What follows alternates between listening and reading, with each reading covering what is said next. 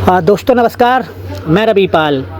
इससे पहले मुझे आप दिल्ली में, बिहार में और अलग अलग प्रदेशों में देख रहे होंगे, लेकिन अभी मैं अपने गृह ज़िले में जो हमारा गृह ज़िला है और जो हमारा प्रदेश है उत्तर प्रदेश में है। यहाँ पे आने का मकसद यही है क्योंकि पिछले 8 साल से योगी जी बोलते हमने बहुत कुछ किया, अब वो अखबारों तक ही सीमित है। अगर आप गांव में जाएंगे, किसी छोटे छोटे जो टाउन है वहाँ जाएंगे तो आपको पता चल जाएगा योगी बाबा ने क्या किया। दूसरी चीज़ ये है कि 3 साल हो गए विधायकी के। अब विधायकों से तो कोई पूछने नहीं जाता कि आपके यहाँ पर क्या हुआ क्या नहीं हुआ।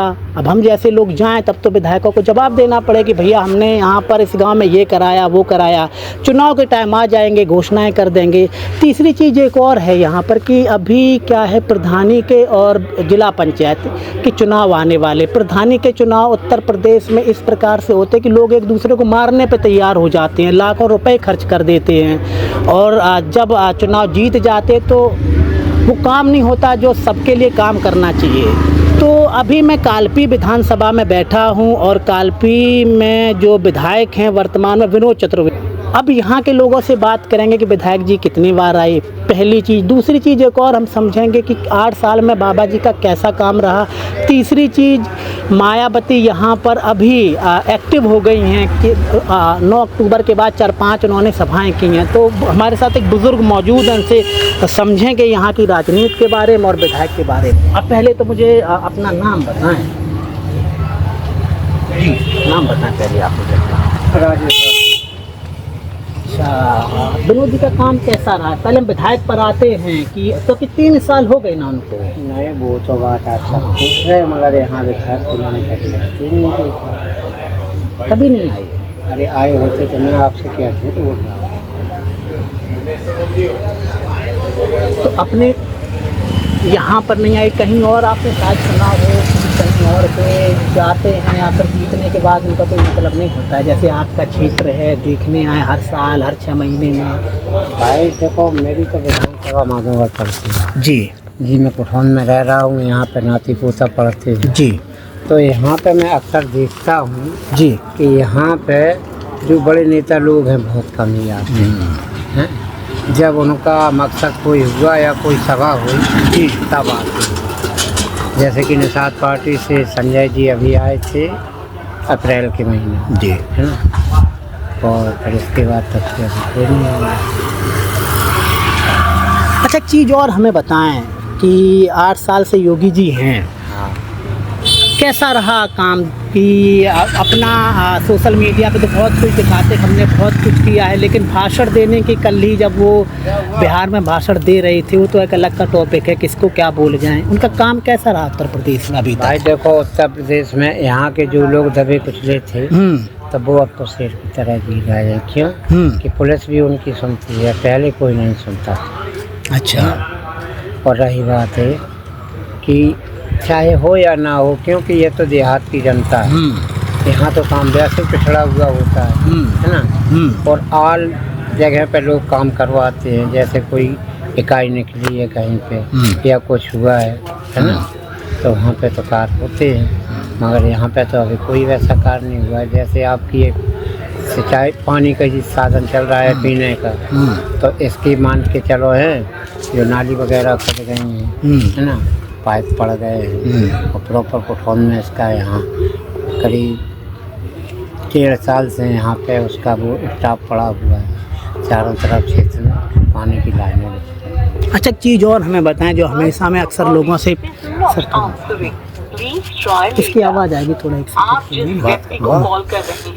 एक चीज़ और हमें बताएं। अभी जो मैंने सुना हुआ है कि जैसे मान लिया जाए आप हैं, ठीक है, और हमेशा मैं पूछता हूँ लोगों से ताकि मैं समझना चाहता हूँ, आपके ऊपर कुछ हो गया, आपको थाने जाना पड़ रहा है, तो आप आम इंसान होकर के थाने में आपकी बात सुनी जाती है अभी, या फिर आपको थोड़ी जान पहचान होनी चाहिए? तो क्या उसके बारे में थोड़ा हमें बताएं।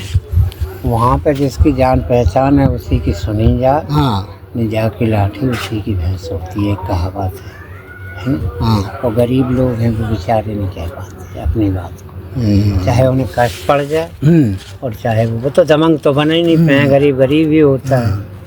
ये सारी परिस्थितियाँ देहात की हैं, अभी भी चल रही हैं। अगर एक आम इंसान जाता है तो उनकी सुनी नहीं जाती है वहाँ पर। आवाज़ ही दबा दीजिए, क्योंकि गांव के जो कुछ नेता लोग होते हैं तो वो वहाँ पे आना जाना अपना रखते हैं, तो उनके अच्छे संबंध होते हैं, और जो किसी को आवश्यकता पड़ी तब तो कोई नहीं सुनता। अच्छा, बुंदेलखंड बहुत पिछड़ा माना जाता था, अभी भी वैसा ही है या फिर रोड बनने से लगता है कि विकास हो गया है? नहीं, हाँ? तो रोड बनने से क्या विकास हो गया? कोई जनता को इससे अभ्यासी तो आराम है नहीं कि जैसे किसान वर्ग हो उसे आराम हो, या मजदूर वर्ग हो उसे आराम हो। न तो यहाँ कोई फैक्ट्री है और ना कोई यहाँ पे मान के चलो है ऐसे कारवा है जिससे मनुष्य अपना भरण पोषण खेती के अलावा कुछ नहीं कर सकता। 8 साल में आपने अपने क्षेत्र में हाँ। बुंदेलखंड में, क्योंकि आप बुजुर्ग हैं, आप न्यूज़पेपर वगैरह मोबाइल सब देखते होंगे, कोई फैक्ट्री वैक्ट्री लगी? अपने बुंदेलखंड की बात पूछ रहा हूँ मैं आपसे। हाँ लगी है, उधर में है और उधर झांसी साइड में है, यहाँ तो कोई यहाँ पे कुछ नहीं हुआ है। अच्छा, अभी 9 अक्टूबर को मायावती ने एक रैली की थी, और अब की चुनाव में चाहे प्रधानी का चुनाव हो, जिला पंचायती का चुनाव हो, या फिर विधायकी का चुनाव, 1.5 साल रह गया विधायकी के चुनाव में, लगता है कि अब की बार कुछ एक्टिव होंगी मायावती? क्या सोच है इस पर आपकी? ऐसा कुछ नहीं हाँ, जो आप बोल रहे हैं, ऐसा कुछ नहीं। क्यों कि हर व्यक्ति जात पात का चुनाव है ना, तो जहाँ अपना आदमी होता, चाहे वो बीजेपी में हो या सपा में हो या मायावती के साथ हो, उसी के साथ अक्सर जुड़ती है। ये तो परंपरा पुरानी, क्योंकि 5 मीटिंगें मायावती कर चुकी इन है, मीटिंगों से कोई फर्क नहीं पड़ता है। और जो मायावती ने आकाश को ला रही हैं, लगता है कि वो जो दलित वोट बैंक है, अल्पसंख्यक वोट बैंक है, खींच पाएंगे अपनी तरफ? कुछ इस पर अगर है आपको जानकारी तो हमें बताएं। आप कौन